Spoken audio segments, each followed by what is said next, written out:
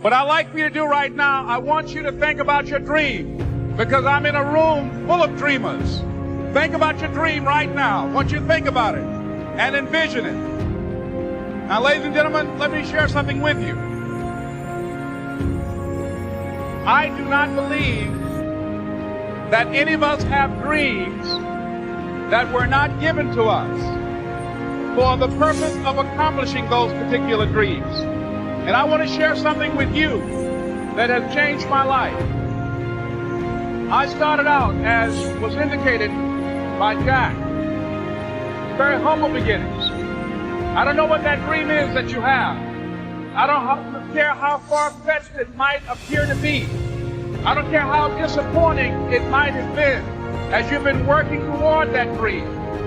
But here's what I know, that dream that you're holding in your mind, that it's possible. Let's say that together, please. Say, it's possible. See, sometimes we can't say, I can do that. But what we can say, that it's possible that I can have my dream as we run toward it, as we work on it day in and day out. No one, ladies and gentlemen, could have convinced me when I started out just over 6 years ago, working on my dream. And I want you to think about whatever your dream is, because I was willing to take a chance. And most people won't do that. Most of the people that you talk to try and bring them into the business, these are not risk takers. Most people have done all that they're ever going to do. They raise a family, they earn a living, and then they die. But people who are running toward their dreams, life has a special kind of meaning. And here's what I will share with you, that in the process of working on your dreams, you are going to incur a lot of disappointment, a lot of failure, a lot of pain, a lot of setbacks, a lot of defeats. But in the process of doing that, you will discover some things about yourself that you don't know right now. What you will realize is that you have greatness within you. What you'll realize is that you're more powerful than you can ever begin to imagine. What you will realize is that you are greater than your circumstances, that you don't have to go through life being a victim. As Jack indicated, I was born in Miami, Florida, in an area called Liberty City, in an abandoned building on a hard linoleum floor with my twin brother. We were 6 weeks of age. We were adopted. When I was in 5th grade, I was identified as EMR, labeled educable, mentally retarded, put back from the 5th grade into the 4th grade, and stayed in that category until I got out of high school. I don't have any college training, but I met a high school teacher who one day changed my life. I was waiting on another student, and when he came in, he said to me, young man, go to the board and write what I'm about to tell you. And I said, I can't do that, sir. He said, why not? I said, I'm not one of your students. He said, it doesn't matter. Follow my directions now. I said, I can't do that, sir. He said, why not? I said, because I'm educable, mentally retarded. And he came from behind his desk and he looked at me. He said, don't ever say that again. Someone's opinion of you does not have to become your reality.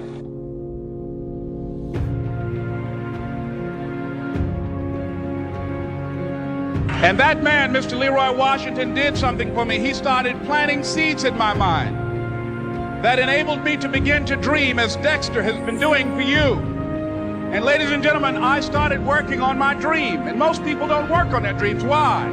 For many years I didn't. One is because of fear. The fear of failure. What if things don't work out? And the fear of success. What if they do and I can't handle it? The other thing is that most people, ladies and gentlemen, they get comfortable. They stop growing, they stop working on themselves, they stop stretching, they stop pushing themselves, and they end up becoming very cynical about life, and they throw in the towel on themselves, on their families, and on their dreams. And the other thing is that most people don't feel worthy. What I'm doing now, I could have been doing years ago. But because I did not have a college education, because I didn't believe in myself, because I allowed other people's opinion of me to control my destiny, I didn't act on my ideas. So I applaud you for your dreaming, for your running towards your dream. I applaud you for believing in yourself, because that's what life is about, stretching and challenging, looking for ways that you can begin to improve yourself. And ladies and gentlemen, as a result of stretching out, of acting on my dream, and I don't know what that dream is for you, I can tell you that it's possible. No one could have convinced me that after just over 6 years, I will have my own book entitled Live Your Dreams. Just over 6 years, I will have 5 specials on public television. Just over 6 years, I've done motivational speaking for AT&T, Procter & Gamble, McDonald's Corporation, Xerox, IBM. Just over 6 years. I will now have my own talk show that will premiere on Monday, Labor Day. I'm saying to you, your dream is possible.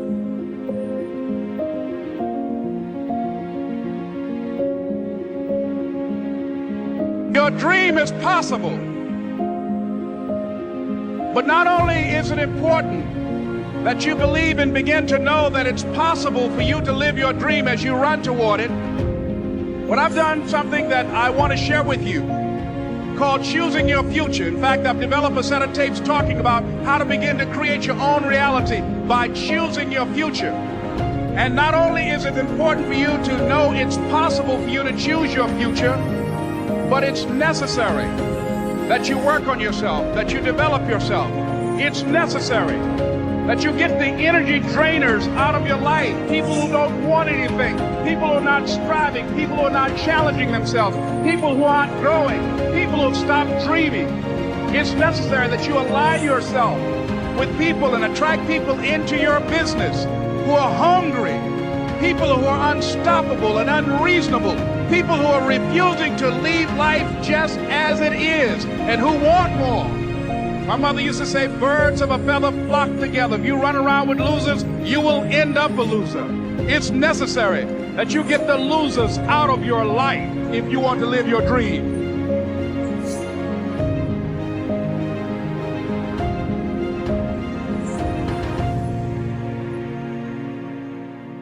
It's necessary to know that everybody won't see it, that everybody won't join you, that everybody won't have the vision.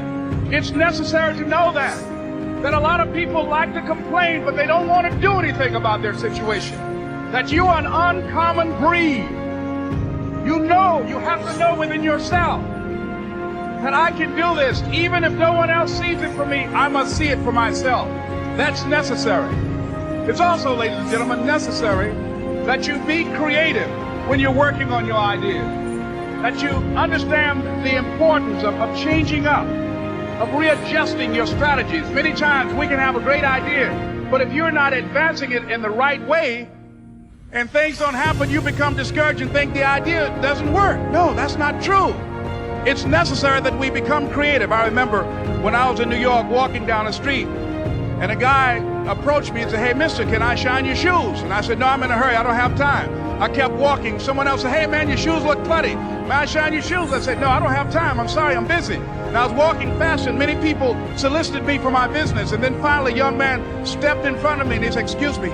And he started counting, 97, 98, 99, 100. He said, "Sir?" I said, "Yes." He said, "Come here, please." I said, "What is it?"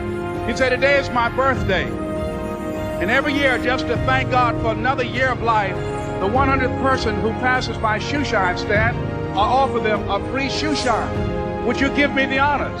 I said, "Why, sure." I got up on the shoe shine stand, George, and I sat there, and he shined my shoes diligently. And when I got down, I looked at them, they were sparkling. And I was walking away, and I said, "Thank you." And I stopped, I said, "Excuse me, but how much do you usually charge?" He said, "Only $2. I said, "I tell you what, today's your birthday. Here's 5, keep the change." He said, "Thank you." As I was walking away, looking in the opposite direction at other people coming, he started counting again. 97, 98, 99, 100.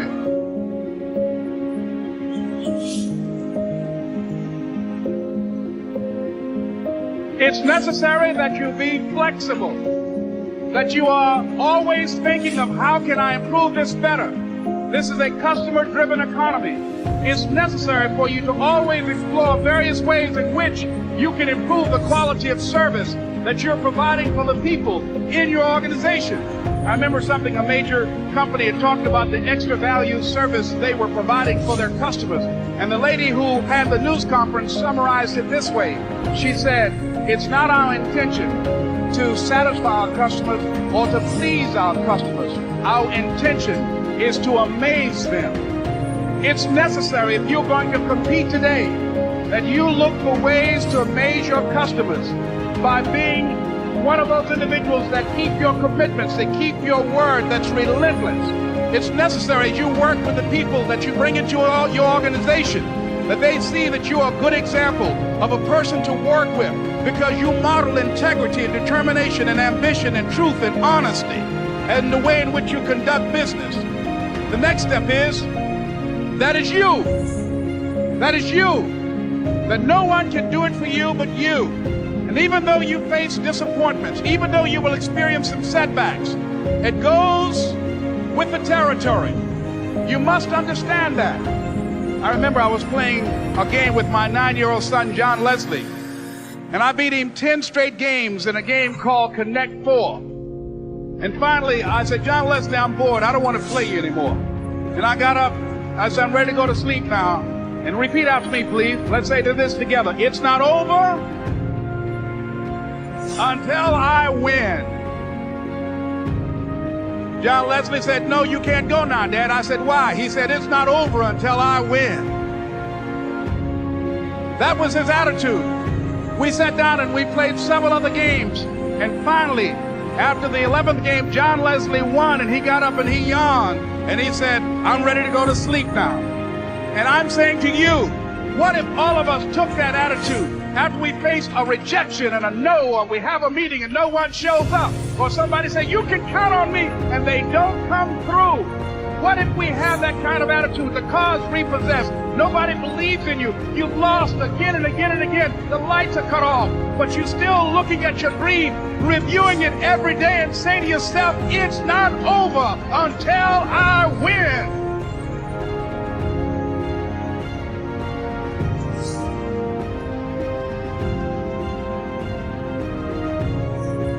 Life will yield to you. Now here's the next step. Repeat after me, please. It's possible.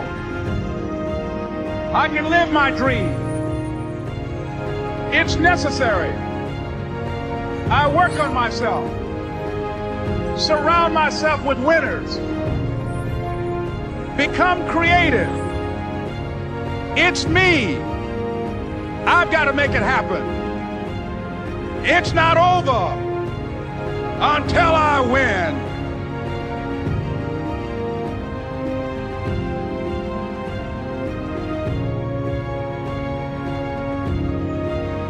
The next thing that's important to know, yes, it's possible that you can choose your future and direct the course of your life as you run toward your dream. It's necessary that you have goals, that you write those goals down, that you plan, that you think constantly of how you can begin to improve what it is that you're doing. If it's your presentations, if it's your recruiting skills, whatever that is, it's also necessary that you look for ways to always find a way to pull it out when everybody else thinks that you are defeated. That you've got to take personal responsibility to know that in order to become successful, you've got to make it your personal business to do it. But the next thing, ladies and gentlemen, I want to share with you that some of you already know that it's hard. It's not easy. It's hard changing your life. It was hard when just over 3 years ago in the Penobscot building in Detroit, Michigan, where I was operating my business, and I fell on some hard times, and I was sleeping in my office. It was hard coming into the lobby, and the security said, excuse me, Mr. Brown, can we see you for a moment? And I said, yes, and I walked up to the counter, and he gave me an envelope. And he said, would you mind reading it here? And I opened the envelope, and the envelope was from management that said, this is an office tower. It's not a hotel. Please do not sleep in your office. And I said, excuse me, sir. I said, I just worked long hours creating my business. I'm an entrepreneur. And right now, things are bad for me. But they're not going to be this way always. And I just asked for the opportunity to continue to operate like I'm doing. I'm not trying to make this my home. And it was hard coming through the lobby. And sometimes they would laugh. There's a guy talking about becoming successful. And look at it. He's bathing in the bathroom upstairs on the 21st floor. He sleeps on the floor. Him and two other dreamers up there. Look at him. It was hard, ladies and gentlemen, coming to speak to people. And I was facing financial difficulties in my own life. I was behind on my bills and my dreams, and I'm saying to them, you can live your dream. It was hard, ladies and gentlemen. It was very difficult to pick myself up each day believing that I could do it. There were times that I doubted myself. I said, God, why is this happening to me? I'm just trying to take care of my children and my mother. I'm not trying to steal or rob from anybody. Why did this have to happen to me? It was very hard. Here's what I want to say to you. For those of you that have experienced some hardships, don't give up on your dream. No one could have convinced me by holding on, by continuing to push forward, by continuing to run toward my dream, that one day I would have my own talk show. It's a long shot, ladies and gentlemen, from Liberty City, an abandoned building on a floor, never knowing my mother or father. It's a long shot. Being here with you today in this dome in Atlanta, it's a long shot. No college training, labeled educable, mentally retarded, but I kept running toward my dream.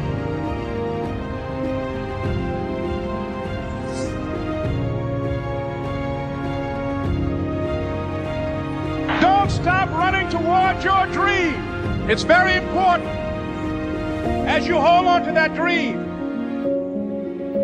There are moments when you're going to doubt yourself. There are rough times that are going to come, but they have not come to stay. They have come to pass.